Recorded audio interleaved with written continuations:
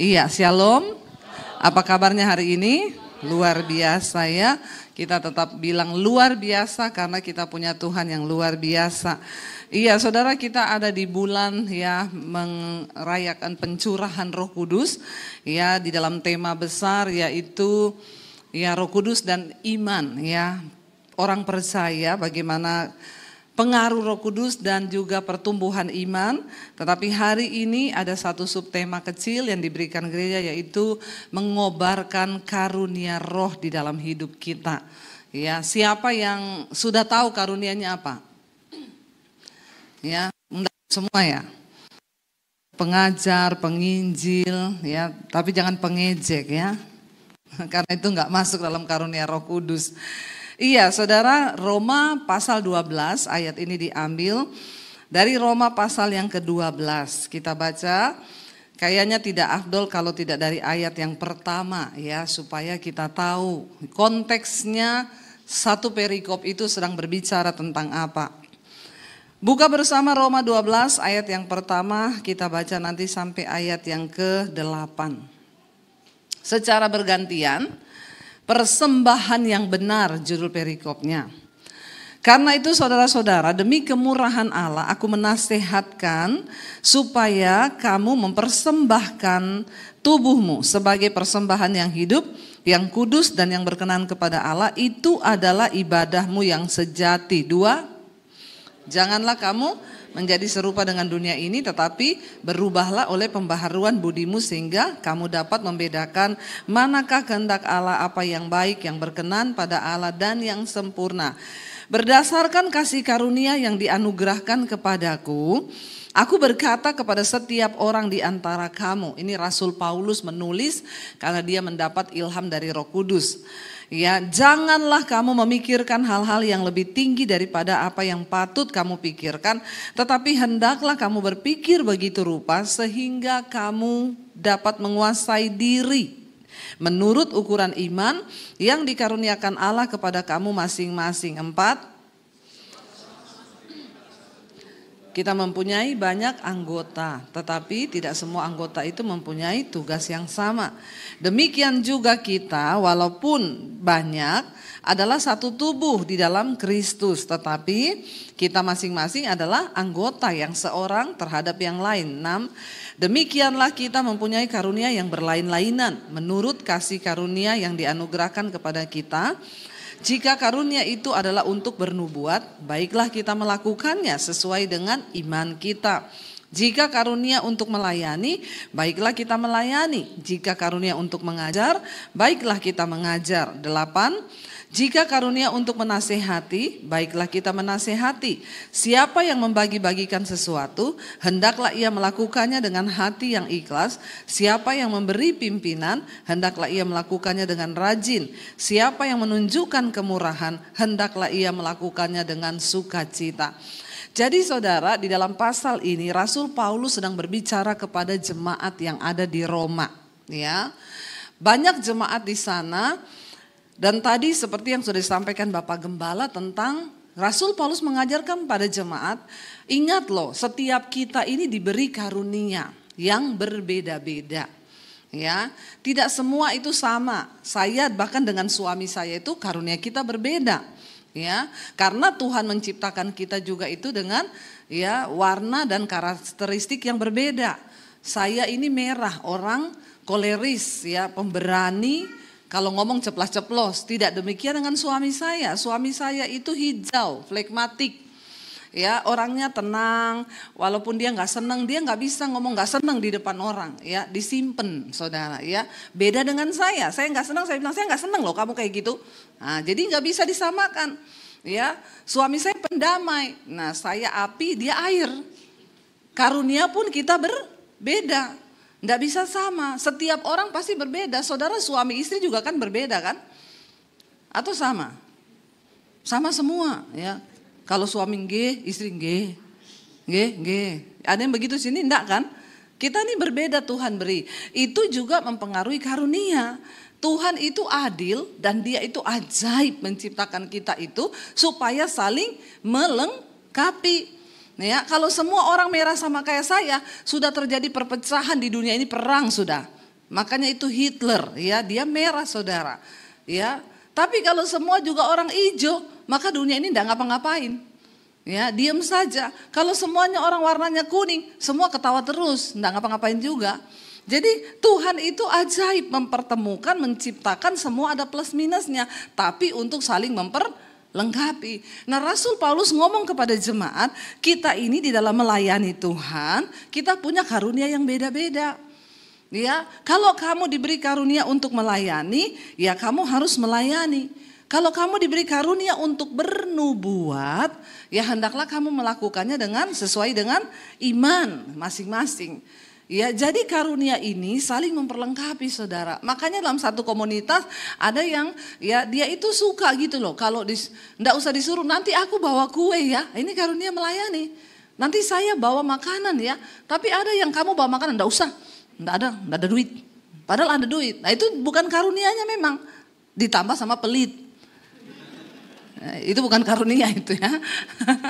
Jadi kita lihat di gereja pun saudara, ya memang ya Tuhan itu memperlengkapi gereja Tuhan supaya ya kita saling melengkapi. Banyak anggota tetapi menjadi satu tubuh. Jadi lalu dikatakan di sana ada karunia mengajar. Saya tidak akan lama berbicara tentang karunia ini. Saudara nanti ya bertanya atau ikut tes. Biasanya di gereja itu ada tes karunia. Ya, tes karunia itu dilakukan supaya saudara tahu. Tapi sebenarnya nggak dites pun saudara tahu kok. Ya, saya ini kok suka ngajar ya. Kalau ngajar ngomong sama anak-anak atau apa ini kok, oh saya ini berarti pengajar. Penginjil, pengkhotbah belum tentu pengajar. Saya ini pengkhotbah tapi saya bukan pengajar. Saya disuruh ngajar lama-lama stres saya. Ya. Seorang pengajar juga bukan pengkhotbah. Kalau saudara dengar pengajar khotbah, saudara tidur. Jadi saudara, di dalam Alkitab itu dikatakan bahwa tidur saudara. Nah, Tuhan itu memberi karunia yang beda-beda. Kita harus mengerti karunia itu. Tapi saya mau titik beratkan di sini. Saudara perhatikan Roma pasal 12 ini. Sebelum Rasul Paulus menyuruh kita mengobarkan karunia-karunia roh. Dia bilang nomor 1 apa? Demi kemurahan Allah, kita balik ke ayat yang pertama. Aku menasihatkan kamu supaya kamu mempersembahkan dulu apa? Tubuhmu yang hidup, yang kudus, yang berkenan kepada Allah. Itu persembahan yang sejati. Banyak orang masuk ke gereja sudah dengan karunia-karunia. Tapi lupa mempersembahkan hidupnya, tubuhnya kepada Tuhan sebagai persembahan yang hidup, yang kudus. Disinilah letak kegagalan sehingga banyak orang itu punya karunia hebat. Tapi kelakuannya setan. Iya saudara. Ya, bahkan kemarin saya dengar ada pendeta bilang, ya saudara tuh jangan menghakimi pendeta. Pendeta itu sebelum dipilih sama Tuhan, dia tuh berdosa, homo, najis, bersinah. Ya ini tidak bisa hilang. Jadi kalau pendetanya jatuh dalam dosa, saudara nggak boleh menghakimi. Saya bilang pret. Saudara, kalau orang mempersembahkan hidupnya kepada Tuhan, tubuh kepada Tuhan, kita memang tidak luput dari dosa. Saya masih berdosa nggak? Masih, tapi saya nggak selingkuh. Itu keterikatan. Kalau orang mempersembahkan hidup dan tubuhnya sama Tuhan, dia pasti dilepaskan nomor 1. Amin. Jadi kalau orang belum dilepaskan, makanya saya komen, ya jangan jadi pendeta kalau masih suka najis, selingkuh, homo, ya janganlah naik di mimbar dulu. Loh, untuk menjadi pelayan Tuhan itu ada kriteria dari Tuhan loh. Ya, bukan sembarangan. Kita semua masih berdosa. Tuhan bilang kalau kamu bilang kamu gak berdosa, maka kamu menjadikan Tuhan pendusta. Saya masih berdosa gak? Masih. Saya kadang masih marah sama orang. Tapi itu bukan keterikatan dosa. Itu kejatuhan. Kita kadang sirik sama orang. Aduh, ini orang kok kayak begini ya. Ih, jengkel aku. Tapi Roh Kudus ngomong, jangan begitu loh. Bertobat. Oh ya Tuhan, ampuni. Ini dosa yang diampuni Tuhan. Tapi kalau kau selingkuh, ya terus minta dimaklumi sama jemaat, ya maklumlah, jangan hakimi pendeta. Ya kau turun dari mimbar, jangan pelayanan. Karena kau belum mempersembahkan tubuhmu sebagai persembahan yang hidup, yang kudus dan yang berkenan kepada Allah. Ketika kita sudah mempersembahkan hidup dan tubuh kita, barulah karunia-karunia roh itu diaktifkan. Nah kalau sudah penuh karunia tapi nggak ada buah karakter, nabi palsu. Bisa nggak orang punya karunia tapi nggak ada karakter? Bisa. Makanya itu yang Yesus bilang, ketika aku datang kembali kedua kali dunia ini, orang-orang ini maju yang punya penuh karunia. Tuhan, aku ini bernubuat demi namamu loh Tuhan. Aku menyembuhkan orang sakit demi namamu. Aku bangkitkan orang mati demi. Tapi Tuhan bilang, aku tidak kenal engkau. Karena kau pembuat kejahatan. Ini terjadi, ini yang begini-begini saudara. Kenapa Rasul Paulus memulai start awal di pasal ini dengan apa? Persembahkanlah tubuhmu sebagai persembahan yang hidup, yang kudus, yang berkenan kepada Allah. Itu ibadahmu yang sejati. Jangan kejar karunia dulu sebelum kita mengerti tentang ibadah yang sejati. Karena ini penting saudara. Kalau saudara itu punya karunia tapi saudara nggak ngerti tentang ibadah yang sejati, mempersembahkan tubuh ini, ya orang-orang ini akan ditolak sama Tuhan. Ya, yang tidak dikenal sama Tuhan. Kita perlu saudara untuk sungguh-sungguh meminta kepada Tuhan hari-hari ini. Supaya nomor satu, kita mengerti dulu arti ibadah yang sejati ini. Mempersembahkan tubuh ini. Tubuh itu artinya apa? Mulut, ya, pikiran, jiwa kita, perbuatan kita, semua kita persembahkan dulu bagi Tuhan. Setelah kita dikuduskan, lalu kita dibenarkan, ya baru saudara kita minta Tuhan, ya beri aku, kobarkan karunia-karunia roh yang ada dalam diriku. Ya bahkan Rasul Paulus bilang ayat yang kedua, dia bilang apa? Janganlah kamu menjadi serupa dengan dunia ini, tetapi apa? Berubahlah oleh pembaharuan budimu sehingga kamu dapat membedakan manakah kehendak Allah, apa yang baik, yang berkenan kepada Allah dan yang sempurna. Lah kalau pendeta masih buat dosa terus, najis, selingkuh, homo, terus minta dimaklumi, ya berarti kamu itu tidak bisa membedakan mana kehendak Allah, apa yang baik, terus apa yang mau kamu ajarkan ke jemaat. Ya sesat semua nanti jemaatmu. Makanya ada pendeta bilang, saya nonton film porno nggak nonton. Saya juga masih manusia kok, dikirim saya nonton. Jadi jemaatnya berantem. Ya suami istri, suaminya bilang, kamu tuh ngelarang-ngelarang saya nonton film porno. Pendeta gembala kita aja nonton loh. Yes no. Ya istrinya telepon saya. Lah Bu, ini bagaimana kalau pendeta kayak gini, pindah gereja, sesat itu. Lah jemaat suruh ikut kedagingan saudara. Ya, karena pendetanya ngomong, lah saya masih manusia, saya suka nonton. Nah, akhirnya jemaatnya jadi berantem. Istrinya bilang saya suruh suami saya hidup kudus, pendetanya ngomong dia aja nonton. Nanti lama-lama pendetanya bilang nggak apa-apa selingkuh, saya juga selingkuh kok. Yang penting nggak ketahuan. Ini kan saudara menyesatkan ya. Hati-hati loh mendengarkan pengajaran hari-hari ini. Tapi memang orang banyak menyukai pengajaran yang menyenangkan telinga. Dengan jelas Rasul Paulus ngomong kepada jemaat, nomor satu persembahkan lu hidupmu. Ya, sebagai persembahan yang hidup tubuhmu yang kudus berkenan pada Allah. Yang kedua dia bilang, jangan kamu menjadi serupa dengan dunia ini, tapi berubahlah. Ya, kita ikut Yesus nggak berubah-ubah ngapain saudara? Ya, ikut Yesus tujuannya itu supaya hidup kita ini berubah oleh apa?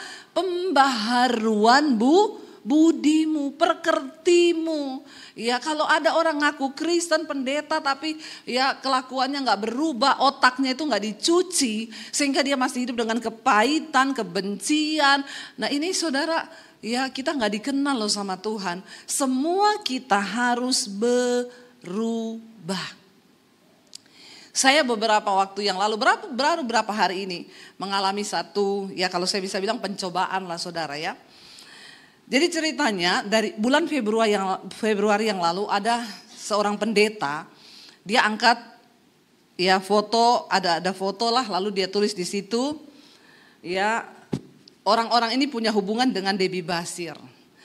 Jadi saya tahu ya apa hidupnya Debbie Basir itu, dia selama ini bersaksi palsu. Dia bohong tentang kisah hidupnya, bahwa dia diusir dari keluarganya, itu semua tidak benar. Itu adalah sebuah kebohongan hanya karena dia pengen dapat uang banyak. di dunia pelayanan. Lalu di situ dikomenlah oleh orang-orang Kristen dan beberapa hamba Tuhan yang tidak ada Roh Kudusnya.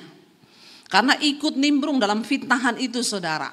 Oh iya tuh makanya banyak. Lalu orang teks saya, Ibu Debbie Basir, tolong klarifikasi ini. Saya tulislah di dalam komentar itu, maaf ya ini cerita, ini dari mana cerita ini ya. Saya ini tidak mungkin berbohong karena ya saya ini punya keluarga. Saya punya kakak adik. Saya punya teman-teman sekolah.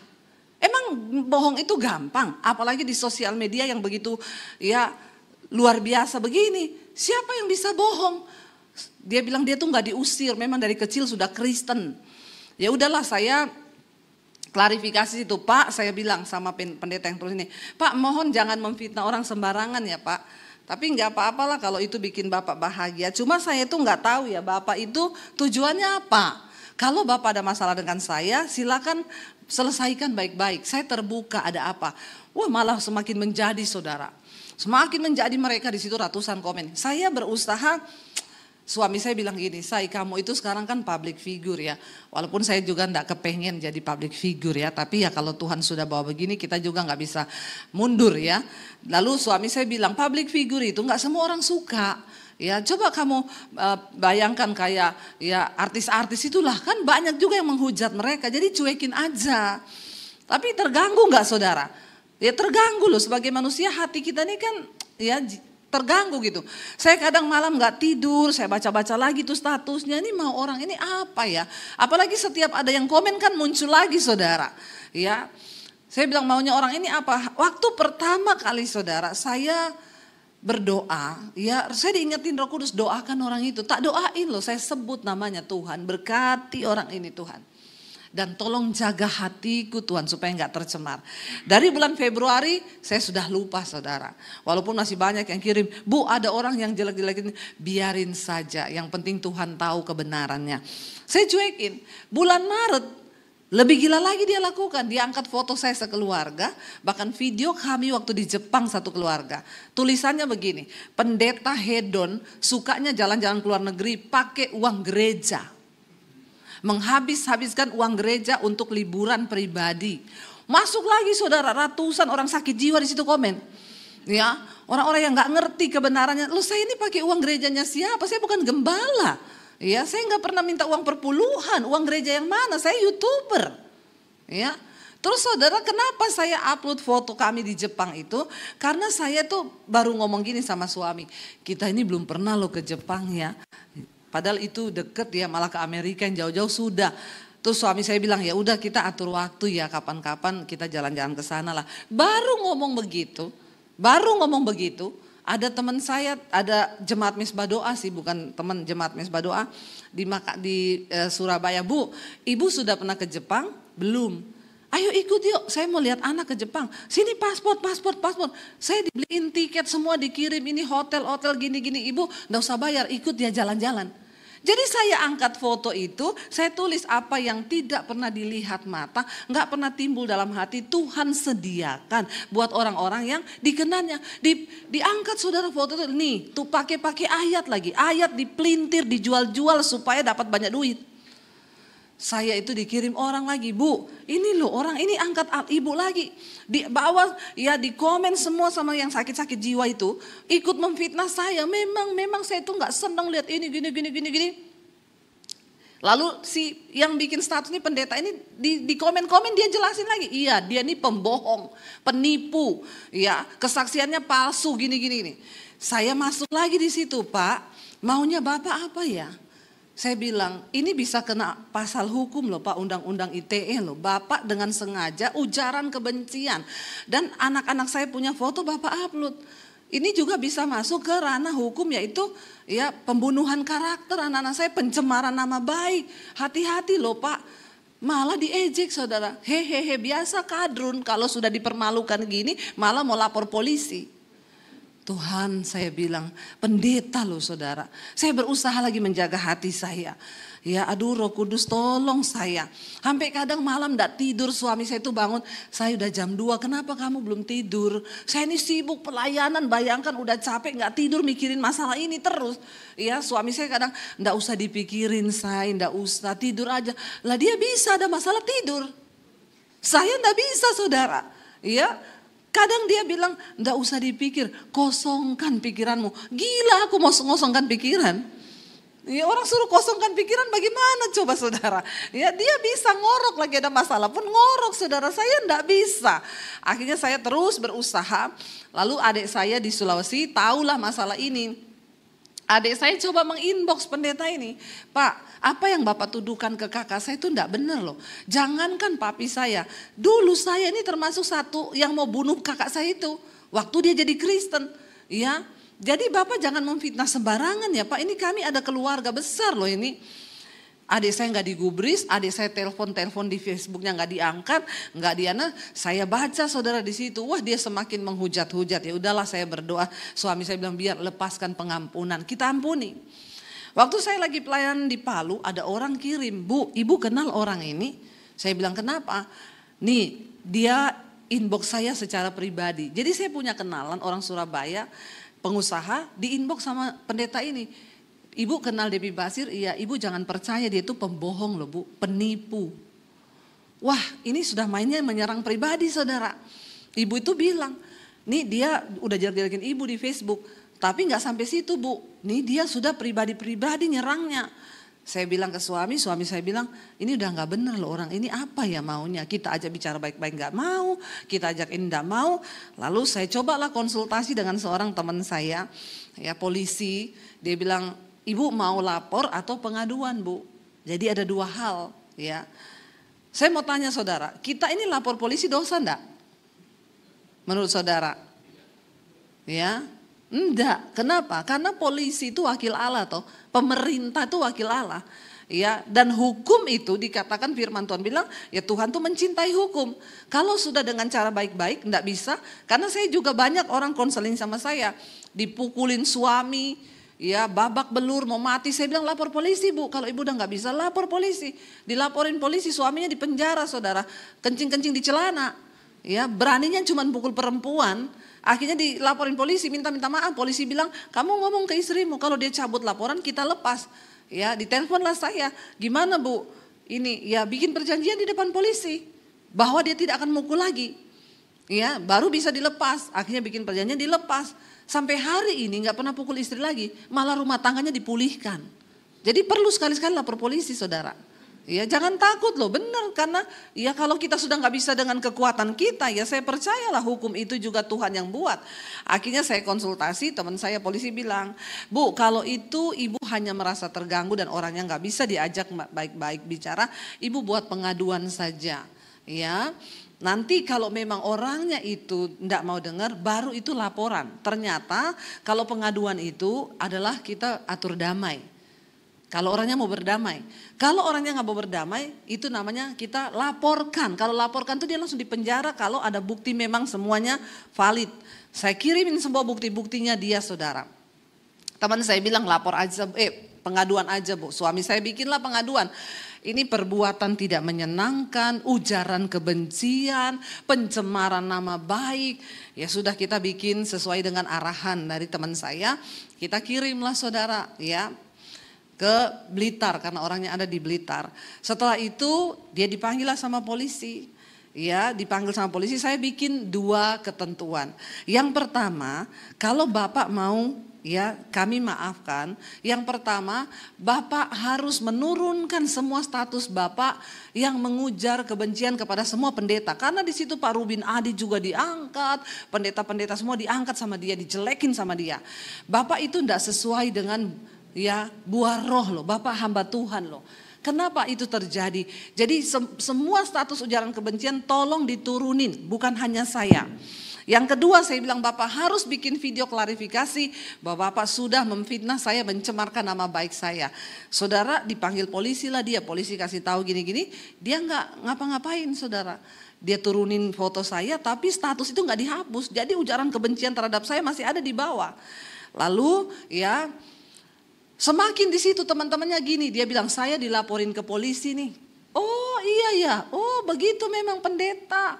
Ya kalau sudah dijelekin, kalau sudah dikritik, akhirnya main lapor polisi kayak kadrun. Begitu saudara, disitulah teman-temannya semua ya menghujat, semakin menghujat. Lalu dia bilang, tapi tenang aja, ini juga belum dipanggil kok juga dari polisinya. Saya foto lagi, saya kirim ke polisinya, Pak orang ini nggak tobat loh, status itu nggak dihapus loh Pak. Malah semakin banyak yang menghujat saya di situ.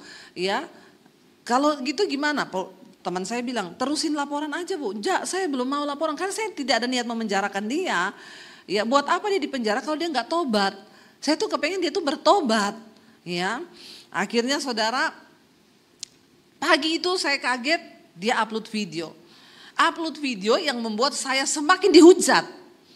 Ya, saya bernama ini saya menyatakan permohonan maaf ya kepada Ibu Debbie Basir yang sudah mengupload fotonya tanpa izin.